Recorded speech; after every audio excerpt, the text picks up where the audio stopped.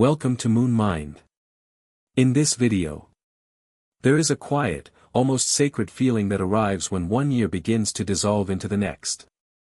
It feels like standing in a doorway that doesn't fully belong to either side. One step still in the past, one step already leaning toward what is coming. And for a brief moment, life seems to pause its usual noise. In that pause, something important becomes visible. Not another goal. Not another resolution you will forget by February. But something far simpler, and far more honest. The present moment is the only place peace has ever actually existed. Tonight, we're going to slow down together and explore that truth through Buddhist wisdom, simple reflections, and stories that speak directly to everyday life. Think of this less like a lecture and more like sitting quietly with a calm friend, where nothing is being sold, nothing is being demanded, just understanding being shared. And if you stay with it, you may begin to notice something subtle. Letting go is not loss. It is return.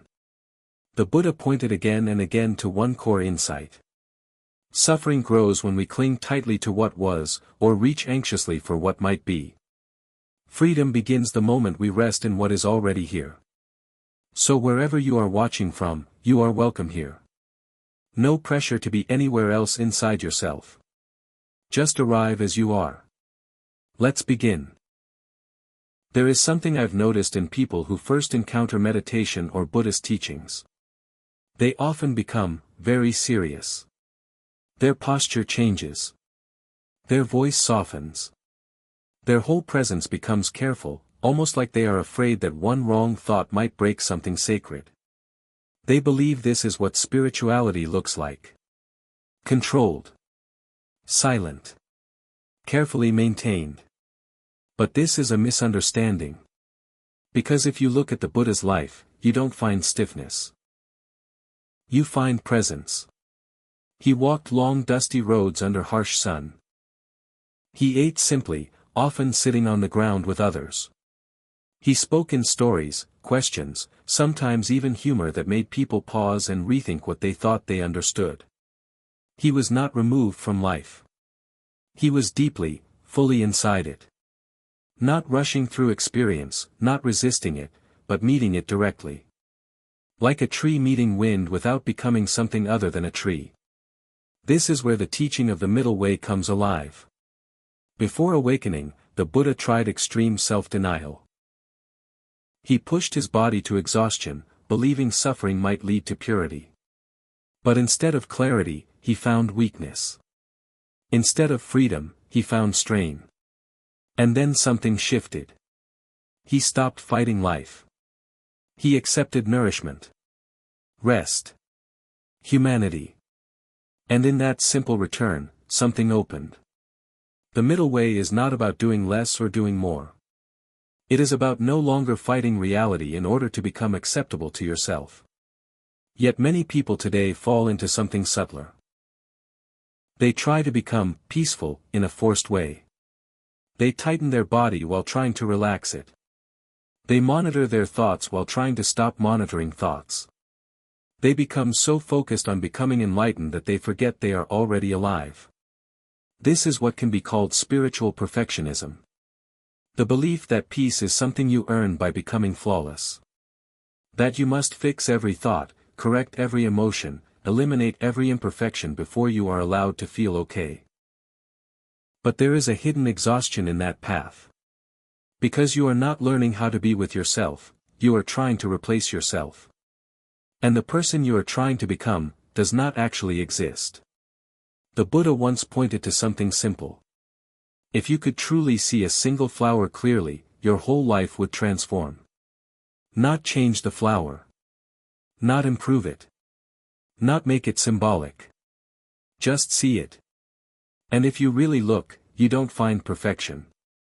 You find impermanence. Edges beginning to fade. Petals slowly shifting toward decay even while still blooming.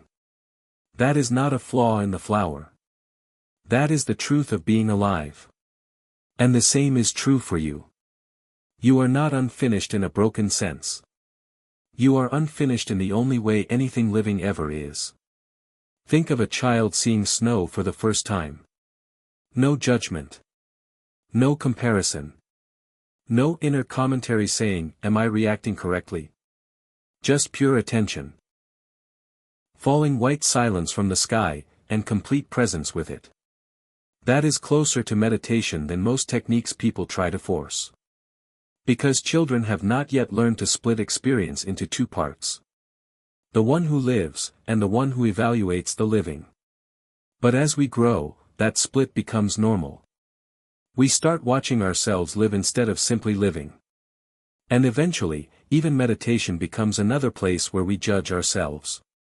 I am not calm enough. My mind is too noisy. Others are doing this better.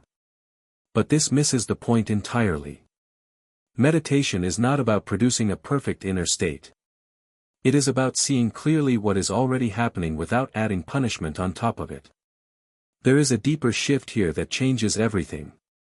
Peace is not found after you fix yourself. Peace is found when you stop treating yourself as something that must be fixed in order to be worthy of rest. There is a tree called the bristlecone pine. Some of them have lived for thousands of years. If you saw one expecting symmetry or beauty in a conventional sense, you might be surprised. They are twisted. Bent. Shaped by wind, weather, time. Not smooth. Not ideal. And yet, deeply alive. Nothing about them is perfect, and yet they endure in a way that perfection never could. And in many ways, you are not so different. Every experience has shaped you. Every season of your life has left its mark. Some visible, some invisible. But those marks are not evidence of failure. They are evidence that life has been lived, not merely imagined. Now there is a teaching in Buddhism called the two arrows. The first arrow is unavoidable, pain itself. Loss. Disappointment. Illness. Change. Emotional hurt. Life will always include this first arrow. But the second arrow is optional. It is what we add on top. I shouldn't feel this. This means something is wrong with me. Others wouldn't struggle like this. That second arrow is where most suffering multiplies. And while you may not control the first arrow, you can begin to notice when you are picking up the second one and aiming it at yourself. Another teaching explains something similar in a different way. The mind tends to multiply experience. One moment becomes a story. One feeling becomes a conclusion. One mistake becomes an identity. This is how ordinary life becomes heavy. Not because life itself is unbearable, but because the mind keeps building weight on top of it. Imagine someone building a wall with 1,000 bricks. Most are placed correctly. 2 are slightly uneven. And suddenly the mind ignores the 1,000 and focuses only on the 2. Not because reality changed, but because attention narrowed. This is how suffering often works. Not through what is present, but through what is selected. The Buddha pointed to something radical. Nothing is fixed in the way we assume. Everything arises through conditions, and everything changes when conditions change. What looks like an ending is often a transition. What looks like failure is often the beginning of understanding. But you only see this when you stop freezing life into a single interpretation. Even difficult moments in life follow this pattern. Loss creates grief, yes. But it also creates space. Failure hurts, yes. But it also reveals what was hidden. Nothing is wasted in experience, but meaning is not pre-assigned to it either. Meaning is something you participate in shaping through how you respond. And this is where fear becomes important to understand. Fear narrows life. It makes you hesitate, withdraw, overthink. And in that tightening, life becomes smaller than it actually is. But openness does the opposite. Not reckless optimism, but willingness. Willingness to meet what happens without shrinking away from it. Because in that openness, something unexpected appears. You are still capable of responding. Still capable of choosing. Still capable of moving forward, even when life is uncertain. So as this reflection settles, the invitation is simple. Not to become perfect. Not to become someone else. But to stop fighting the fact that you are already here. Already living. Already experiencing this moment exactly as it is. And in that recognition, something softens. Not because life has become ideal. But because you are no longer standing at war with it. And in that space, quiet, ordinary, unforced. Peace was never absent. It was simply overlooked. Waiting in the only place it has ever been. Right here.